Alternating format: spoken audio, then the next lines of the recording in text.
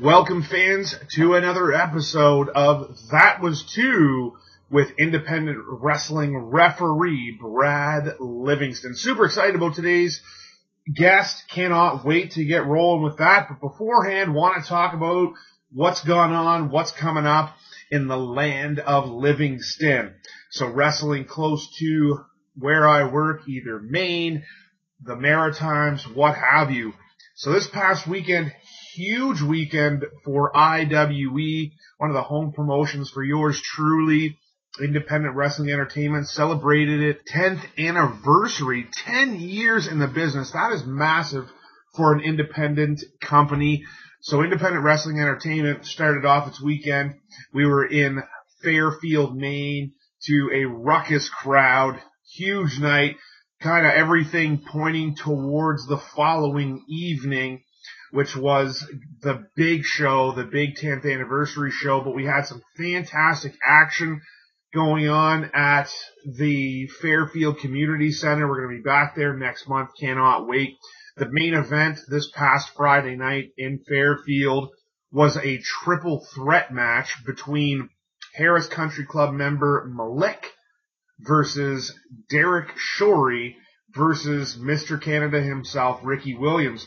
And the thing was that this main event, the winner was getting a shot at the Live Wire Championship, which was going to be decided on Saturday. So next month, the winner of this was going to be the number one contender, get a shot at the belt. Fantastic back and forth action with Derek Shorey coming out on top, much to the glee of the fans of Fairfield. They were stoked to see Derek Shorey grab this big win.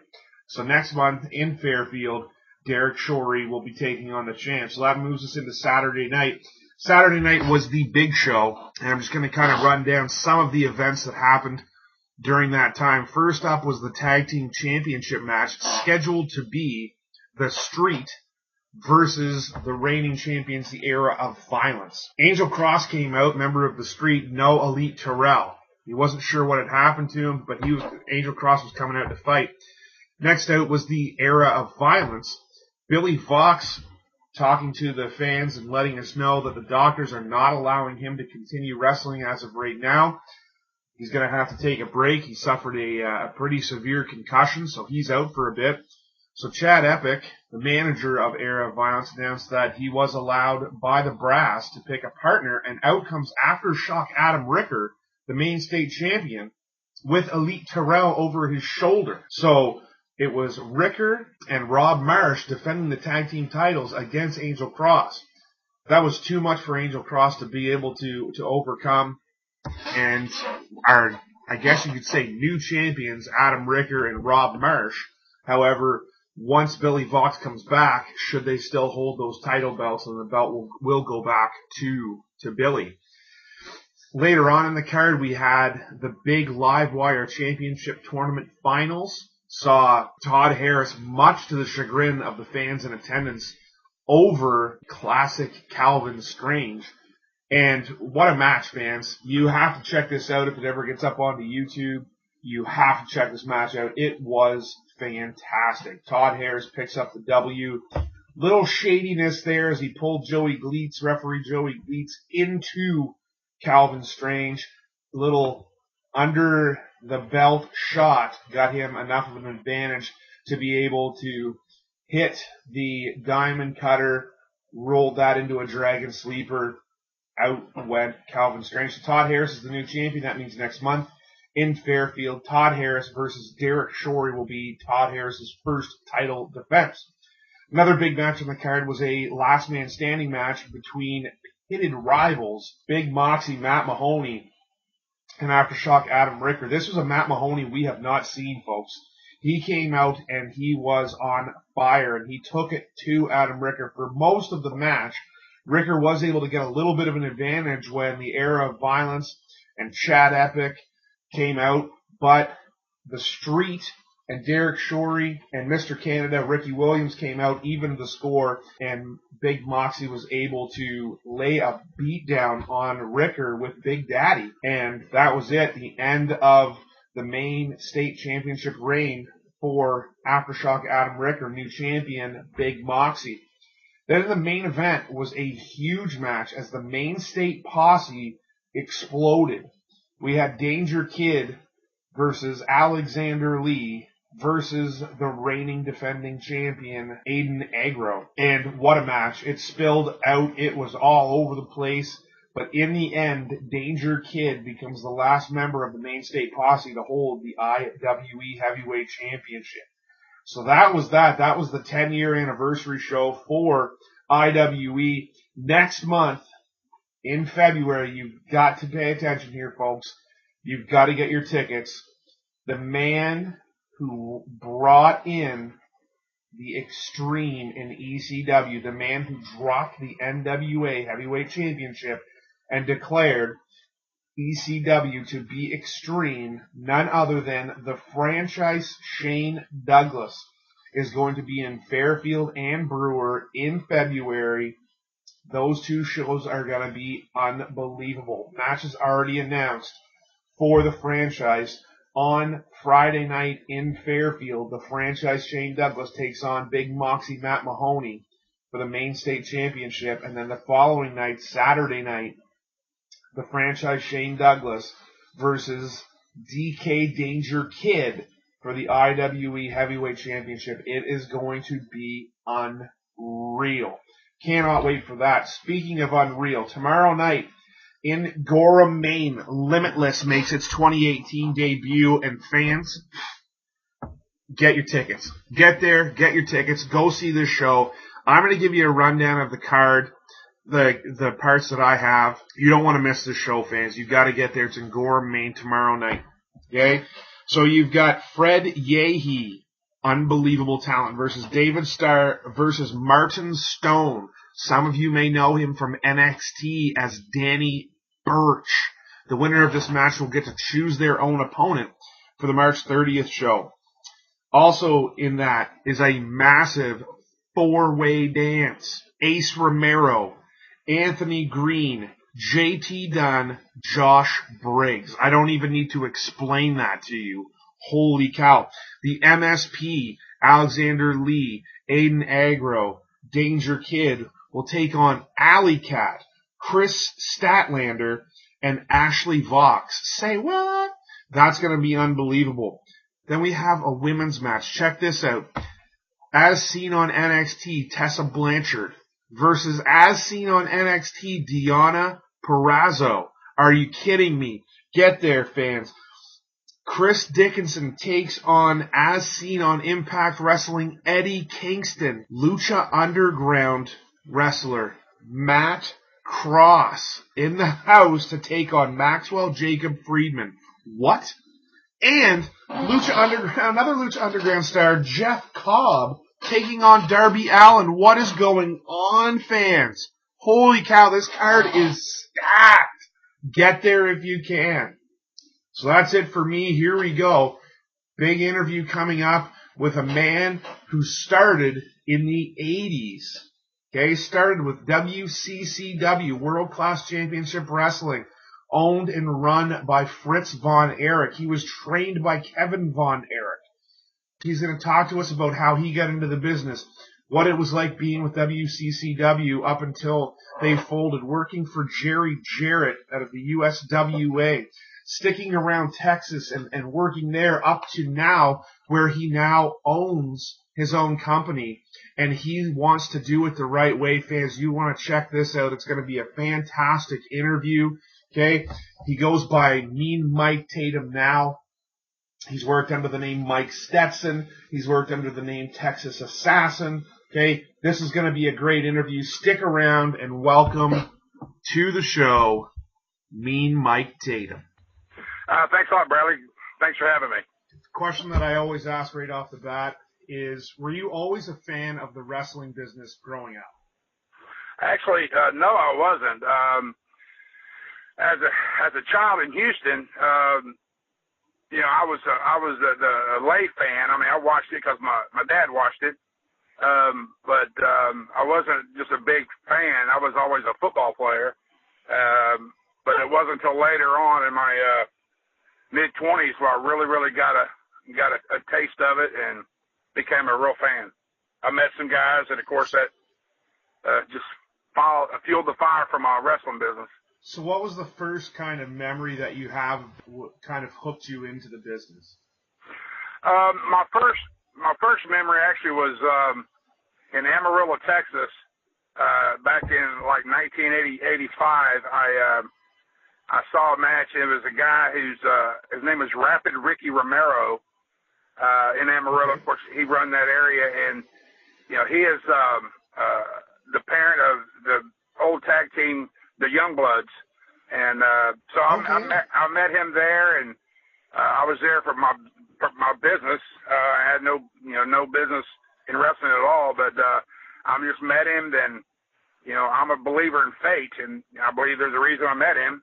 And then when I came back home to Dallas for my visit there, I met a wrestler that moved in my apartment complex named Jack Victory. And so he introduced me to Kevin Von Erich and Skandar Akbar, and I was on my way. By that time, it was 1986 and 1987, and then I started wrestling for Fritz at the Von Erich at the world-famous Sportatorium.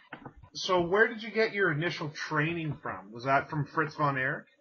No, my initial training came from Jack Victory, Kevin Von Erich, and in Houston, there was a guy who just passed away a couple months ago named Tugboat Taylor. His son is Chaz Taylor, who's a ring veteran who started in the business what I did back in the mid-'80s. But Tugboat Taylor and Skandar Akbar, he's a big name. Oh, yes. And those guys, they brought me in and started working at World Class and USWA and Global. And that's one of the things about living up here in Canada is that in the early 80s, that would have been when I was growing up and watching, that we didn't get an opportunity to see World Class because back then, I mean, you had like 8 channels on TV, but we did have AWA, so that would have been about the closest that we got to down there. So the only way that we really knew anything about Skandar Akbar and Jack Victory and the Von Erichs were through the wrestling magazines at that point. Well, yeah, that's AWA. That's a big Vern Gagne area and Greg Gagne area. A lot of those guys came down here and started wrestling with Fritz, and then USWA and Global and all that stuff. That's when Cactus Jack came down, and Steve Cox, and you got some guys up from Steiners came down a little bit, and so they started broadening the horizons a little bit. So in terms of training, I mean, getting into training now is quite a bit easier than it was back then. You had the opportunity to meet up with the people beforehand, and they brought you in. And you've done training yourself. What would you say would be the difference between training back then versus training now? Training now, a lot of these kids, they unfortunately, their only exposure was to X-Pac and Hulk Hogan and the high-flying theatrical stuff. So they are not likely to put in the physical work that it takes that those guys did to even get to their point. They're not willing to put in the hours of just running back and forth and hitting the ropes. Well, you got bruises under your arm and on your side, left side, your right side from hitting the ropes over and over again and taking bumps from all the clotheslines and the backdrops, and it's entertainment, and but it's very physical, and now they have a hard time getting as physical as we did. I mean, I'm not from the era where I got cauliflower ears, but it wasn't too far before me where all those guys have cauliflower ears. And yeah, exactly. Yeah, so getting in now, you got to get cardiovascular so much because you work so much faster than we worked back in my day. We'd work for a 20 or 30-minute match, and we had high spots, and then you slowed down at some point, and now it's it's a 8-minute match, because they got so many matches, especially on TV. They got to have so many matches in a certain period of time. The whole match is full of high spots, and it's a lot more aerobatic, same two different things, but than it was when I was there. Oh yeah, for sure. Did you get an opportunity to come up to AWA at any point? No, I didn't. When I was at Global here down with World Class in Dallas, and then Fritz sold the business to what's his name, Joe Pedicino out of Florida in Atlanta, and Jerry Jarrett, Jeff Jarrett's dad out of Tennessee. Yep. So those guys came down. So, I worked in Memphis with them. I went to Memphis with them. Went over to Louisiana. Went to Atlanta. Worked NWA. And then that was right when NWA became WCW. Yep. On TBS and stuff. So, I traveled, south of Houston and then South Texas and over into Louisiana. I never made it up past Memphis. A lot of Little Rock, a lot of Memphis. So I never made it up past that. I had to wrestle when I first started, I wrestled as Mike Stetson. And then at one point we, in World Class on Saturdays, we'd have like 20 matches in a Saturday on a Saturday morning. At the Sportatorium, and what Fritz did in Akbar, they would record 3 or 4 TV shows out of those 20 matches. So I'd go out at one time and I wrestled as Mike Stetson. Then I went out another time, changed clothes and wore a hood, and I was the Texas Assassin. Right. 30 minutes later. So when I went down to Houston with Tugboat Taylor, he said, "Hey, I like that Texas Assassin gimmick." So he got me and a guy named Wes Wilson to do a tag team for a while down in Texas All Pro Wrestling down in Houston as a Texas Assassins, and that went over pretty good. I did a little deal in Louisiana and Atlanta for that. So, but then after that, I stuck with the Mean Mike Tatum because Houston's an area where they know me, and it just didn't look right because they knew that body under the mask, and they knew it wasn't some Texas Assassin. They knew it was Mike Tatum. So and you can only insult the fans so much, That's right. Yeah, definitely. So WCCW working for Fritz, one of the big ones in terms of kind of getting national spotlight, and this would have been before, like, a lot of fans that follow the business, if like you said, if it's Hulk Hogan and all that stuff, they don't really get what WCCW was. Right. Because it was, I followed it like I said, in the magazines, and anytime I had an opportunity to go down to Maine and happen to be on, I was all over it. But can you talk kind of about what WCCW meant to the people of Texas?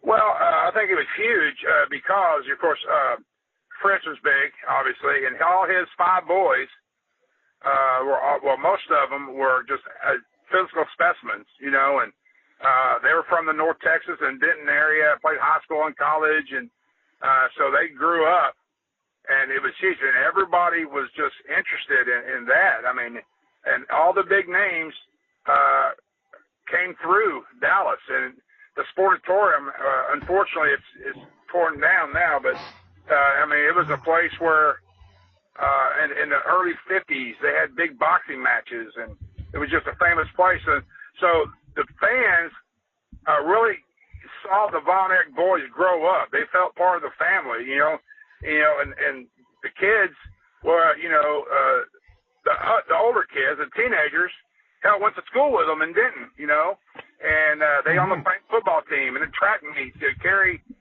through discus, for North Texas and University of North Texas. And They were just so relatable. Even though they're big stars, and you're in awe of the Von Erichs, and the Claw, but they're just relatable because it's like, hey, at no time, even when I wasn't in the business, they were approachable. And then so I got in right after David died, and I worked there, with Kevin and Kerry, and then Chris and Mike was Chris was the youngest, and so I was there during all that time. And Kevin, unfortunately, is the only one around now. He lives in Hawaii, but his boys are doing well. But it meant so much. Like, I'm older now, obviously, but even the people my age and older, you talk about wrestling, that's the first thing that comes to their mind. Oh, man, I remember the Von Erichs.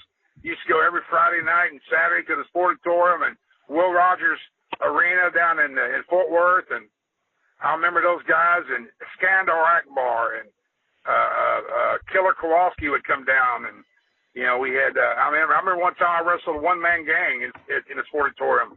It was great. I got to wrestle him. I was a fan wrestling him. I wrestled Black Bart. I wrestled Michael P.S. Hayes. And, and I was a professional. I was getting paid, and I was in the business, but I became a huge fan at that point. Mm-hmm. And it's tough to be in the ring and you're in front of, a couple thousand people in the Sportatorium, and you're sitting there and you're going back and forth. All of a sudden, one of the Freebirds comes at you, and that was pretty cool to me. But it meant a lot to this area, the Dallas and Texas, because Von Erichs were everything. They were a staple. I mean, they had commercials on the TV. The Cowboys even had them at Texas Stadium during halftime. It was back before Jerry Jones, and it was just a big deal. Oh yeah, I still, obviously now with the WWE Network and the ability to watch back and watch some of those events it's amazing to see how over the Von Erich family was, and oh my gosh, how much the fans just bought into WCCW. Like they were there for everything. It was unbelievable. So, and he was going back and looking at it. Yeah, and in this area, this part of the United States, they had a big deal at the Texas Stadium, and Kerry worked Ric Flair. Yes. And he was way over Ric Flair. And and Kerry and Rick will tell you now that that was kind of eye-opening for him, because he realized that how big Kerry was and how big of a fan base he had. It was a good deal, and that's what I'm trying to do now with Dallas Championship Wrestling, is to bring all that back. There's a lot of independent wrestling companies out there, which God bless them. I'm so glad. When I was with World Class, there were none. Or very, very few if there were. But now they're everywhere. And the quality is so watered down, from a production standpoint, to a talent standpoint, to a marketing standpoint, and from a creative standpoint. And I don't mean to knock anybody. It's very difficult to put a valuable product out there and build a brand. It's tough, I'm bringing in, some guys who aren't on contract with events, some bigger names that are bigger regional names, trying to bring them in and put on some shows and do it with people will remember. Man, that's how Fritz did it. That's how the Von Erichs did it. That's how World Class did it. And without insulting the intelligence of people, and without giving them a watered down product. We're on our way. Oh yeah, that's awesome. I mean, I'm an independent referee, manager, announcer. Mostly I referee now, and it's awesome to see when someone's gonna take an independent and actually kind of try to make a go of it and actually make it so that it is something bigger than just, oh, I just want to throw a ring up and.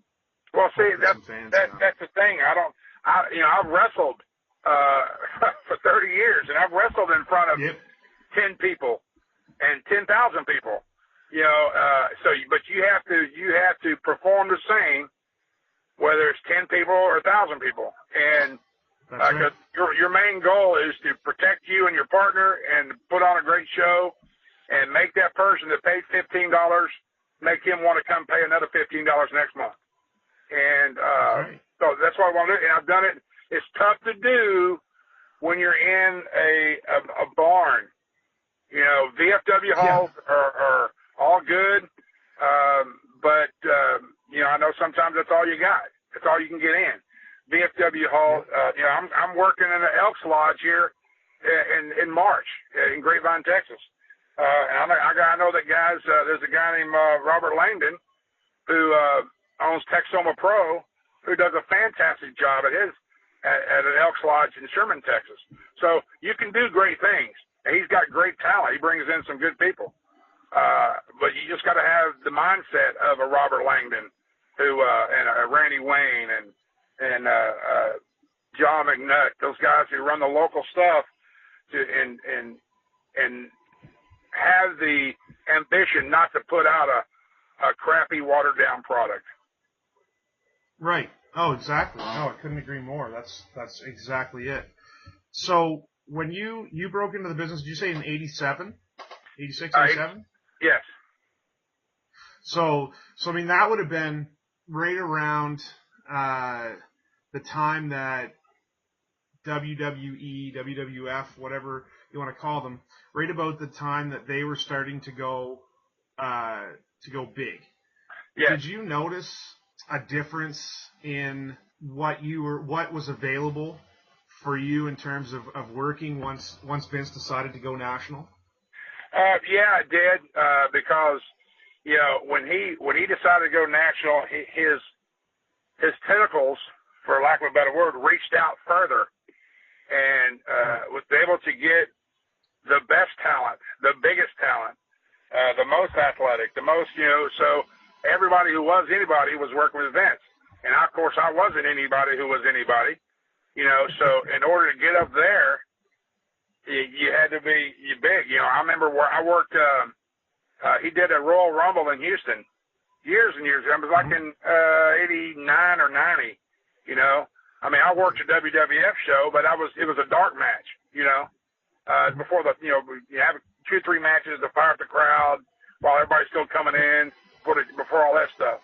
And I've done that for them, and I've done it for NWA back in the day, but now, I mean, even the people who are doing dark matches are big time guys. The pool of talent that he can choose from is so much bigger and better, and by him excluding a bunch of people, that gave more fodder for independent guys to pop up. And to if I can't wrestle with Vince, I'm gonna start my own company. And everybody when they start, their idea is, hey, I want to end up being Vince. That's why I want to be Vince. Now I'm smart and I'm realistic, and I know my bank account, and I know the people that I reach. I know I'm not going to be Vince, but I want.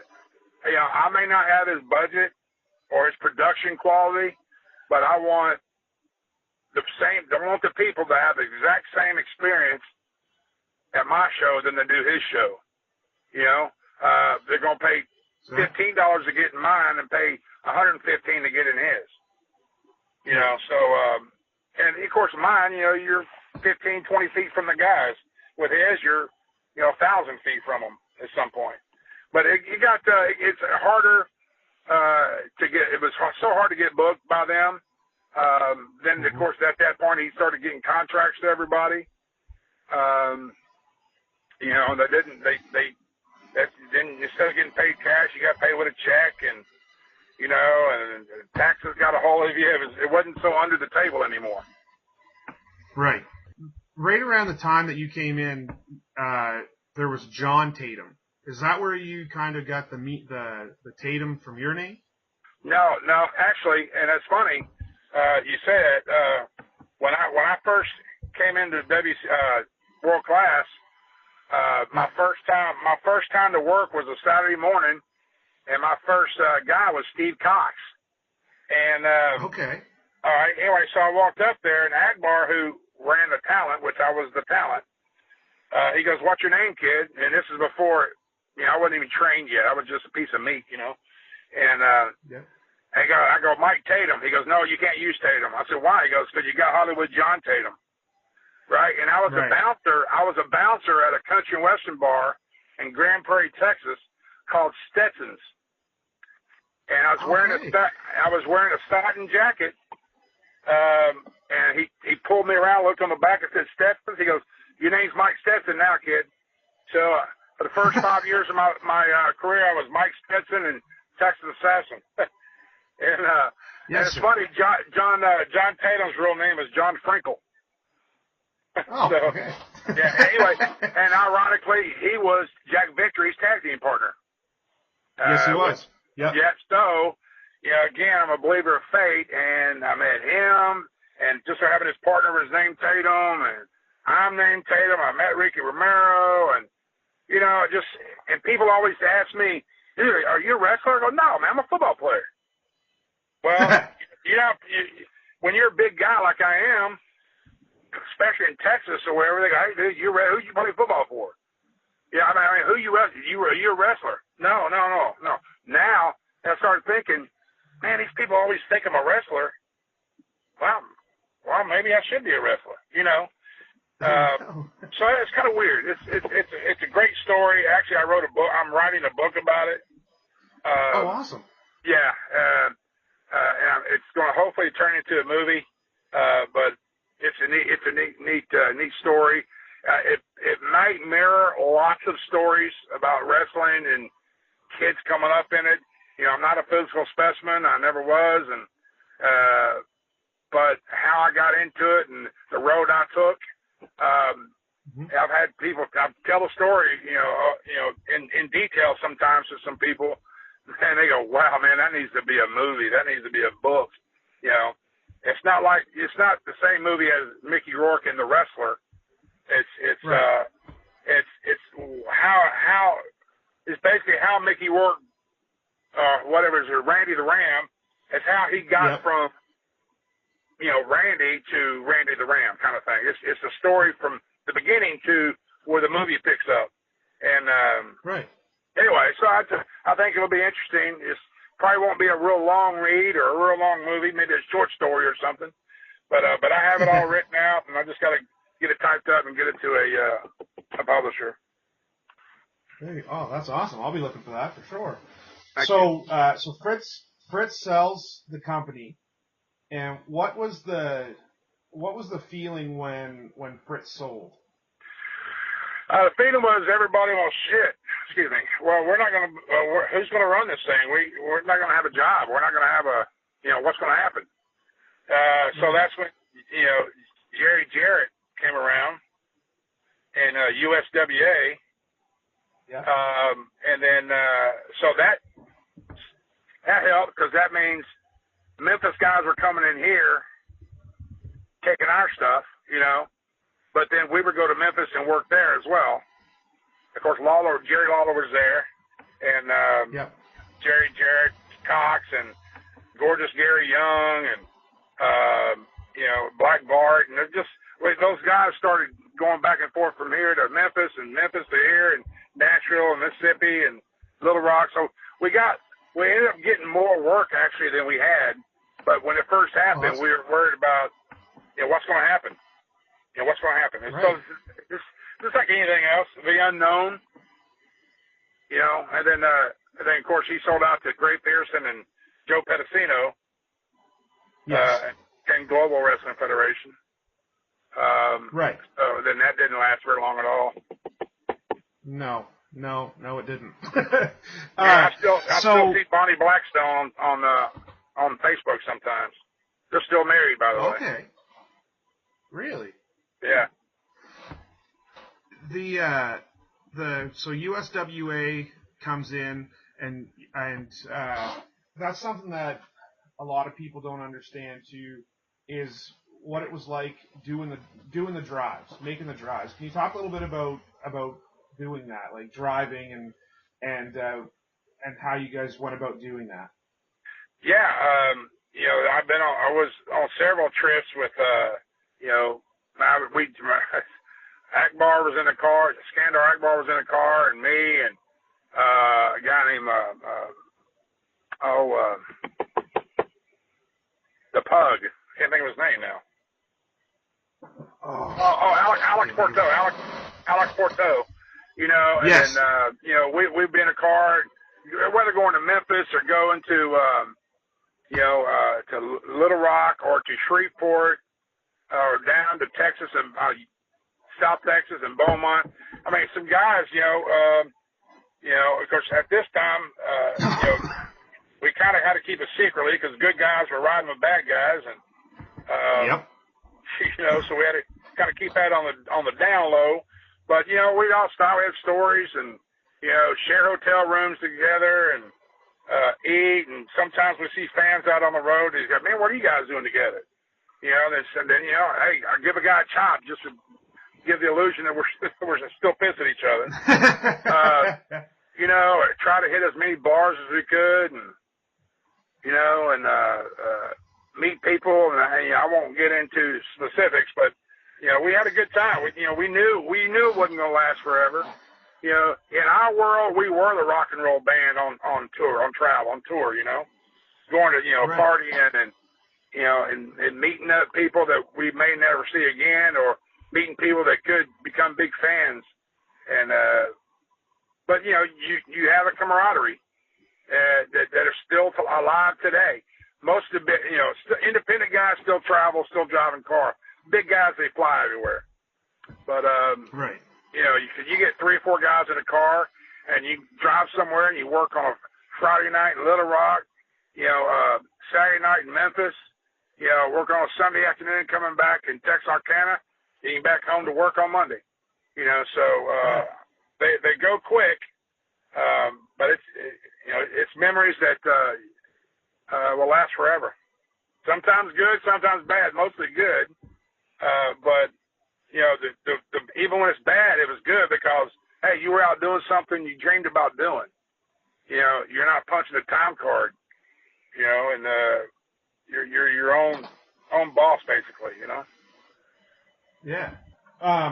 You had mentioned Global. I want to talk a little bit about that. What was it like working with Global in terms of kind of a comparison between that and working with Fritz?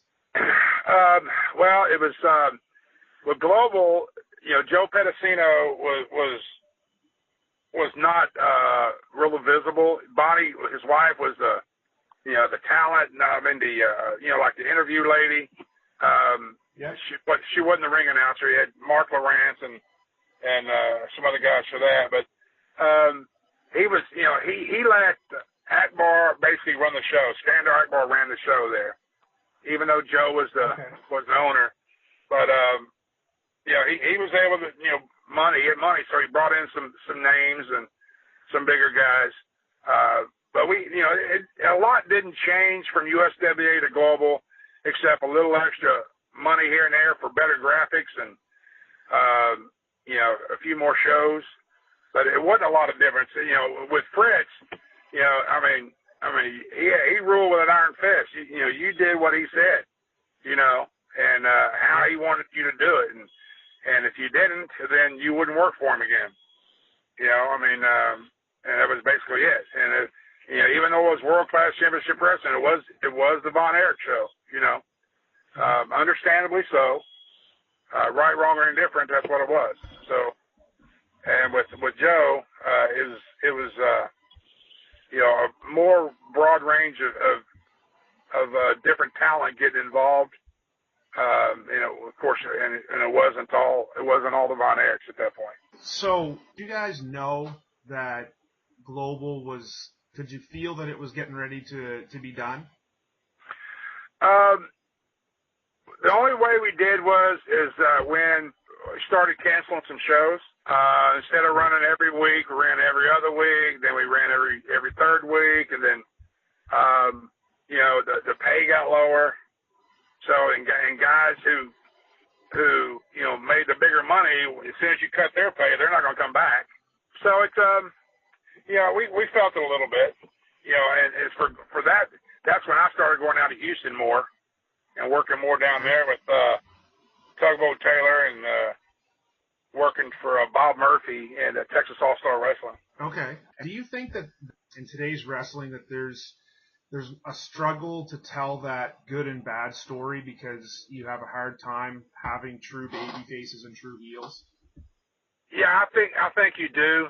Even though like all the babies today, not all of them, but you have a hard time telling the difference.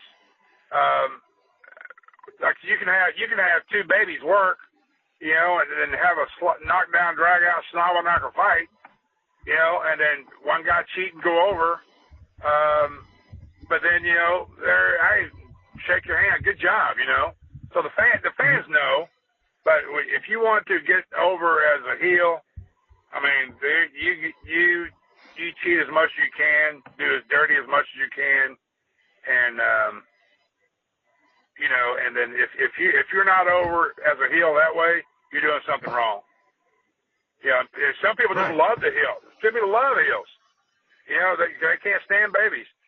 One thing about being a heel is that, and I love it, because you can be an ass to somebody, and they go, oh, he's a bad guy. It's all right. Well, when you're a baby in public, you got to be a baby all the time. And so it's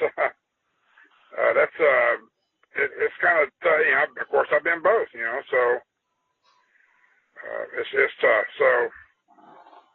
Did you have a preference of baby versus being a heel? What you found to be more enjoyable? I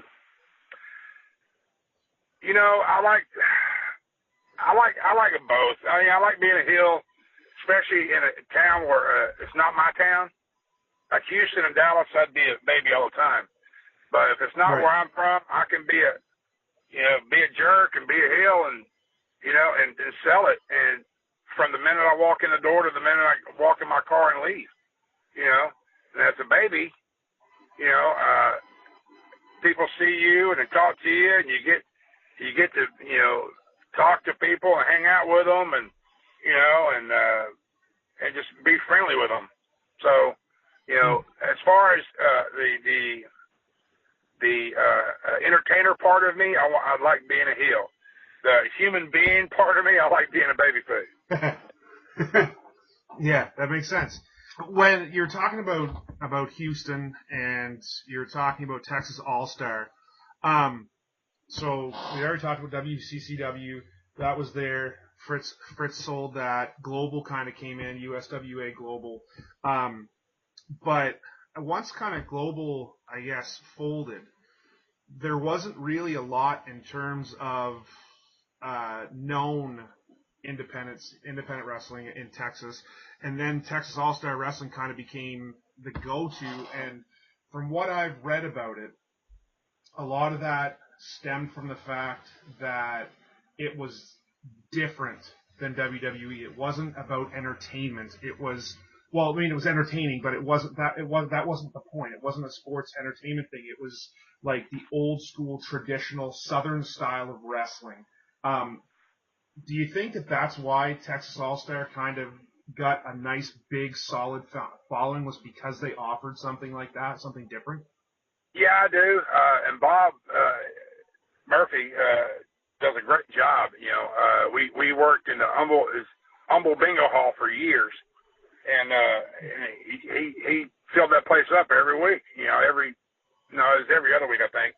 But he had a good stable of young guys, old guys like me, who had a little bit of the, when you're booking me, you're getting a little bit of world class. You're getting a little bit of the old WCW stuff. You book these younger guys, you're booking some kid who has no inkling of what that was. So I think it was important that he booked some older guys, some more established guys like me, and the fans saw a little bit of what they yearned for, a little yesteryear kind of stuff, and they saw the new stuff too. Bob done a great job. Tugboat Taylor did a great job when he was running All Texas All Pro. Booker T's got Reality of Wrestling down there. He does a great job. So I think Bob at Texas All Star Wrestling. I think to me, Texas Independent Wrestling is Texas All Star Wrestling. He's just like 22 years now. He's solid. He's done it the right way, a little at a time. Not screwing anybody over. He brings in guys when he needs to bring in guys. He brought in Kamala quite a few. I worked Kamala several times. Brought in Duggan plenty of times. Sean Hot Stuff Hernandez. That's where he came out of. That's where he started. Yes. Yeah, and we back in the day, we used to bring AJ Styles in from I think it was Tennessee or Atlanta or somewhere in Georgia before he was anything. And Bob always come on in and give these guys a shot. And what's the girl, WWE girl? Redhead girl. No, she was more than now.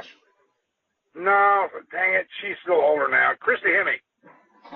Okay, yes. Yeah, Christy Hemme. She was a regular down there before she made it up there. Right.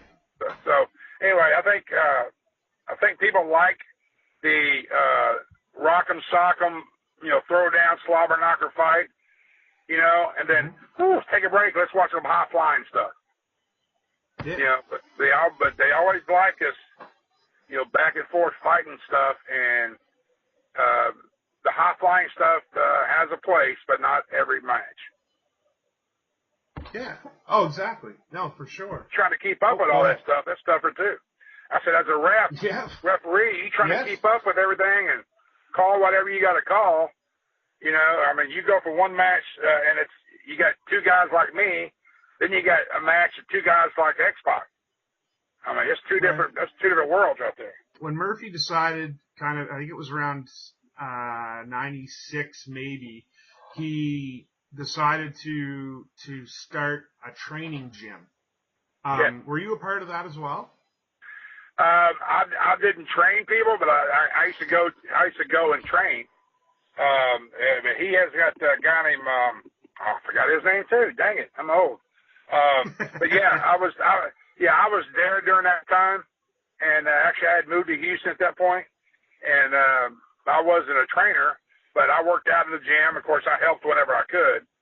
But yeah, he trained guys. A guy named Wildcat Scobie Gober came out and trained there.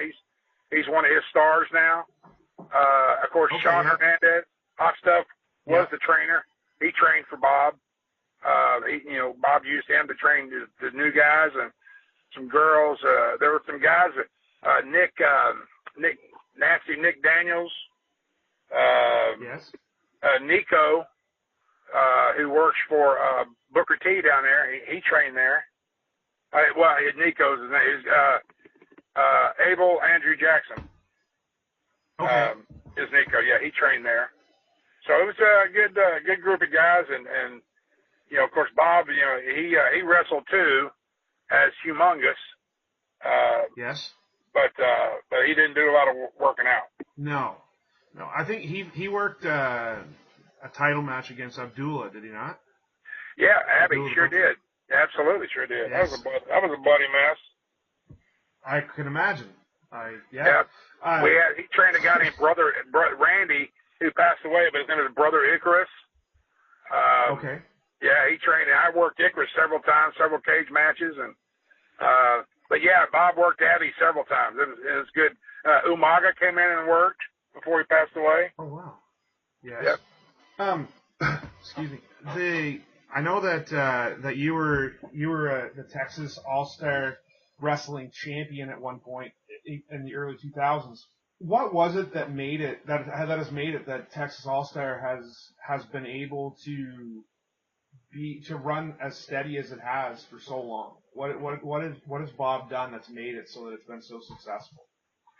Well, I think what he's done is being steady and stable, and when he never cancels a show. Whether he sells 10 tickets or 500, never cancels a show. Fortunately, he books guys that have a good reputation of showing up.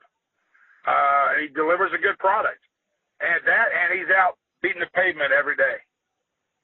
You can't rely on Facebook to sell your tickets for you. You have to get out and advertise and put out flyers, talk to people, and fortunately now his reputation is, hey, we got a show, great, Texas All-Star Wrestling, yeah. So it's not as needed as much now for him, but when he started, he was out beating the pavement every day. He's got a guy named Steve Monckton, referees call him Bones. Steve is a big part of it. Steve is his right hand, So he does a lot of that for him. But Bob's got a lot of connections.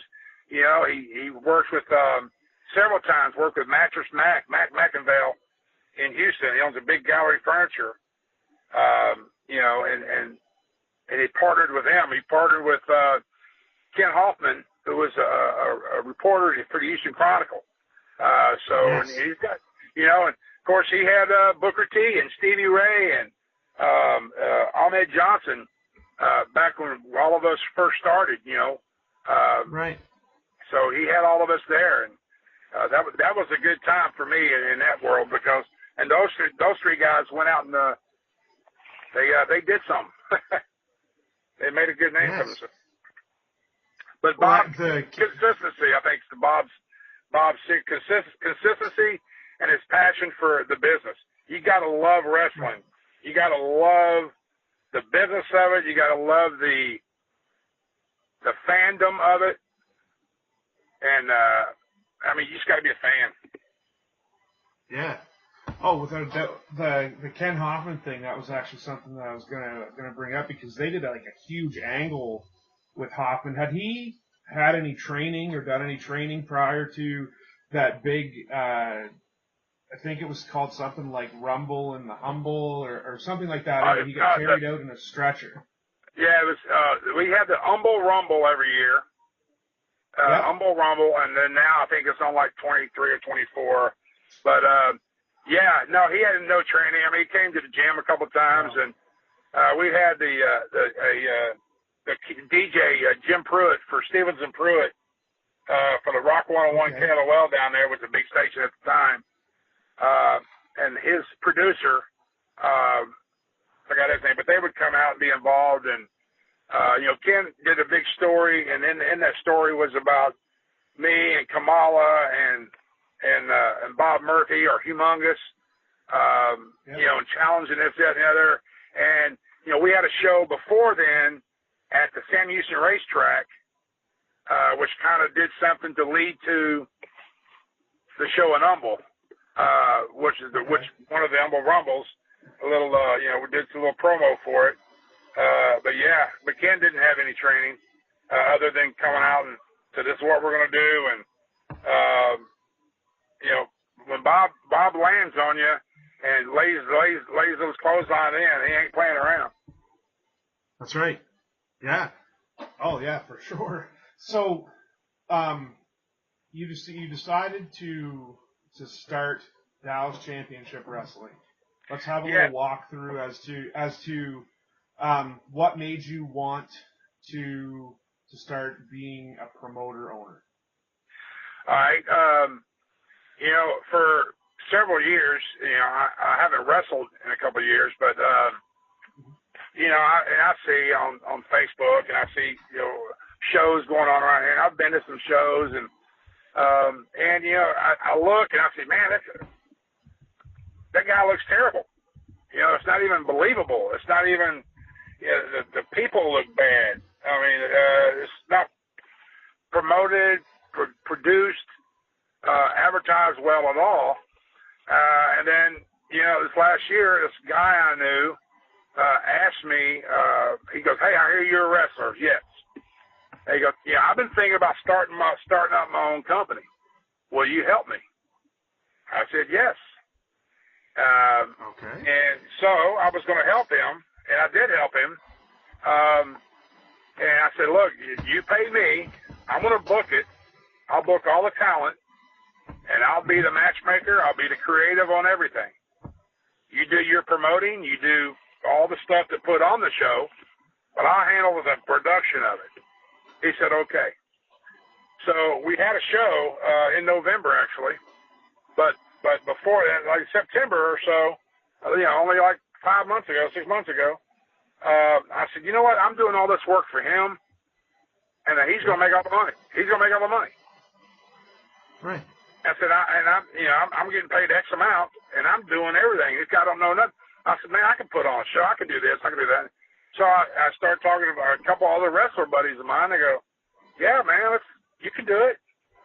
So I just said, you know what? I'm gonna start out slow and one step at a time.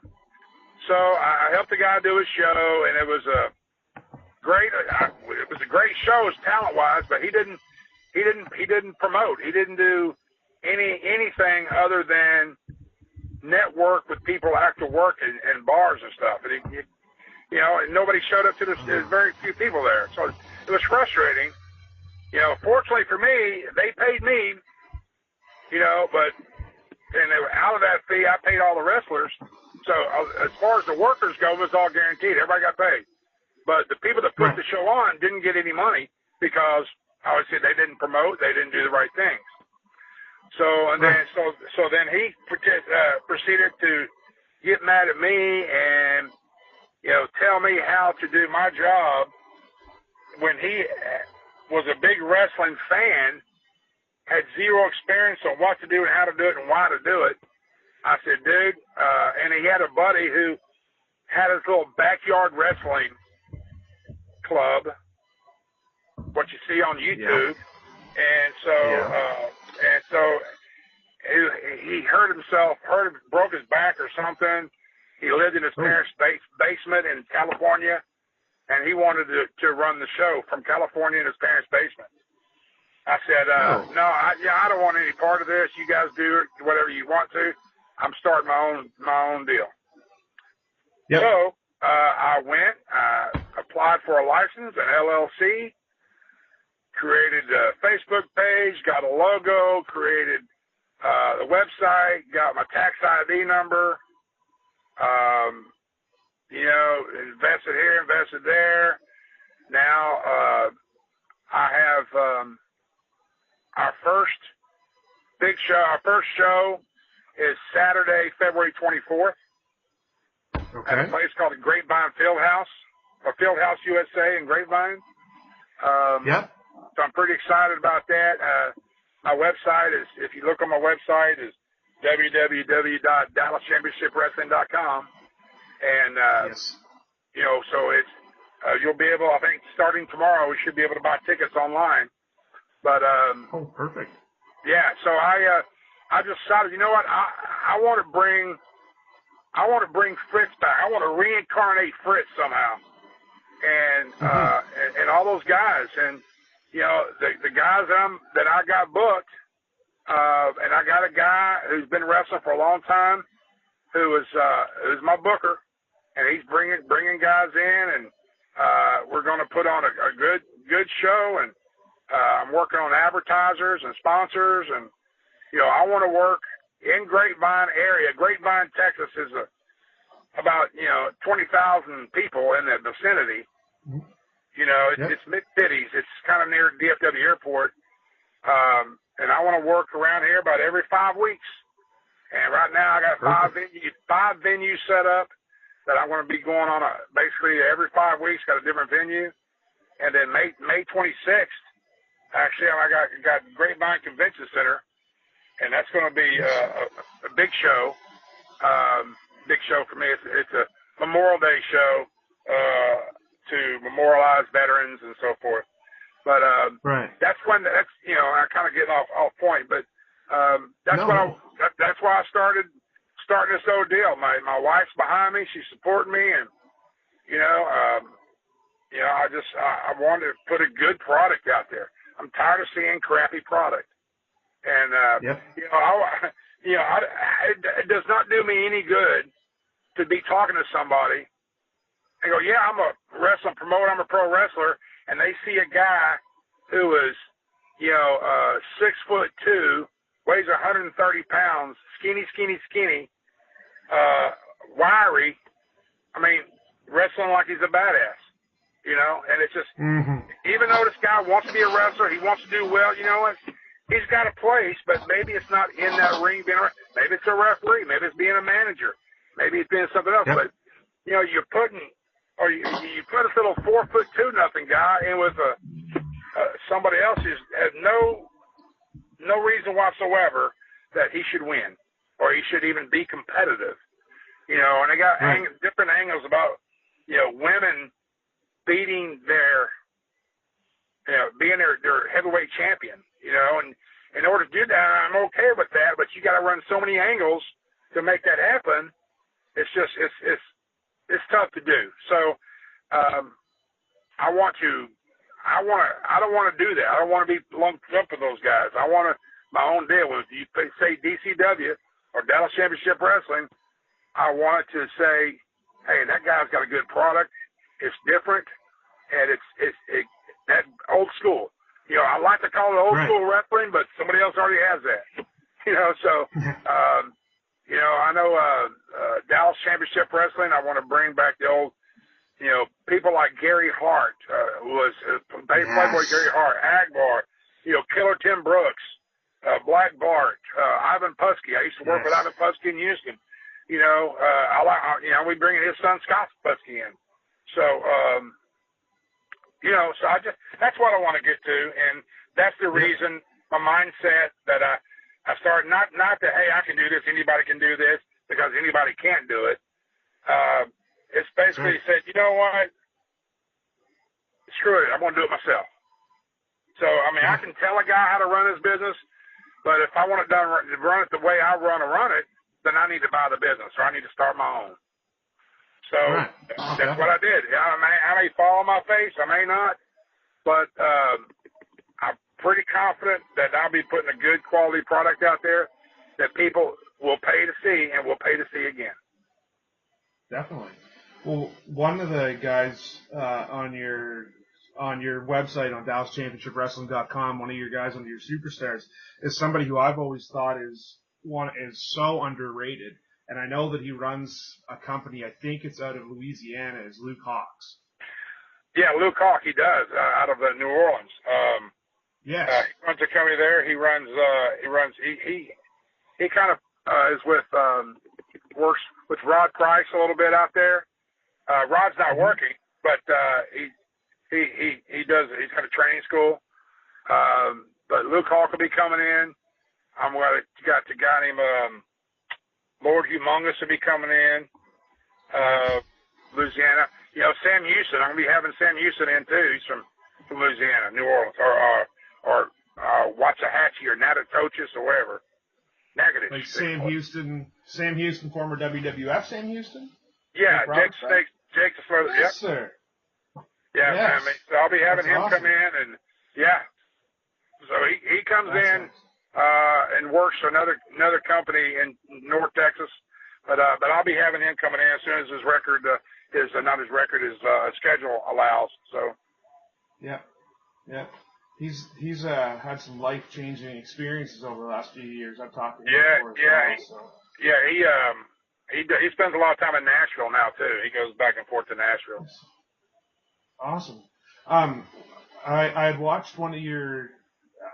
Actually, I watched them all, the videos on your Facebook that fans can go to on DCW and check out your YouTube link. And I was watching I believe it was the December update, and you had mentioned about the DCW Divas. Can you talk to us a little bit about what that is and what your plans are with that? Yeah, there's some the Divas, which I want to do. I like the DCW Diva name, but there's some people who have some questions because, we want to be fun, family friendly, so they're afraid that it may be too sexist that someone may not want to be part of it because they're called divas. I don't know. Mm-hmm. But I may change it to the Dream Team. But Okay. but there's some girls who want to be part of the business. They don't want to wrestle. They want to be like ballets, like the old ballets.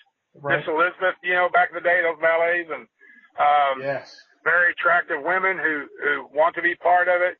So I got 3 girls now that I think this Saturday I'm going to be taking pictures of them to put them on the website.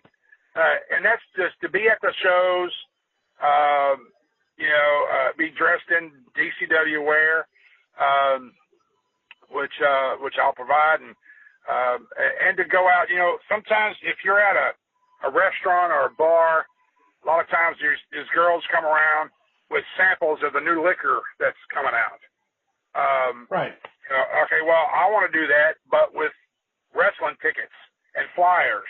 Yes. And so if the team, the Dream Team, or the Divas, of course, I would book to go into some place and advertise. Hey, the Divas are going to be at Dallas Craft Company, Thursday night from 7 to 9. Be sure and go out and see them and get your free wrestling tickets.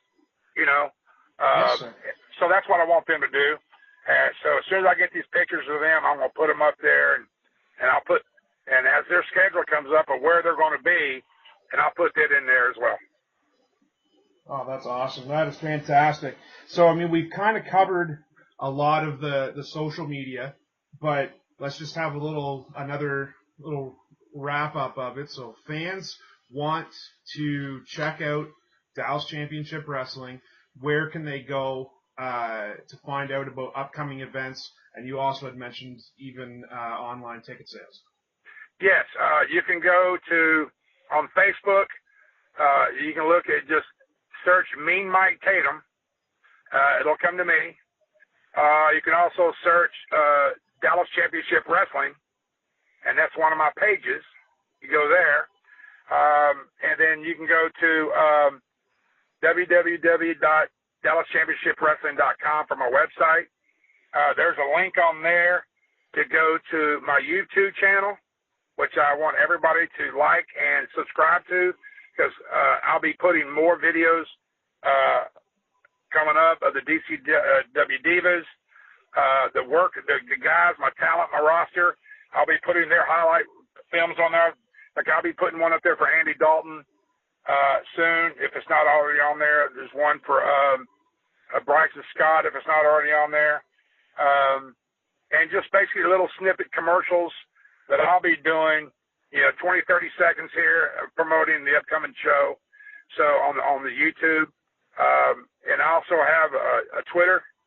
And to be honest with you, it's Dallas Championship Wrestling at, I think it's at Mean Tatum or something like that. I'm not sure.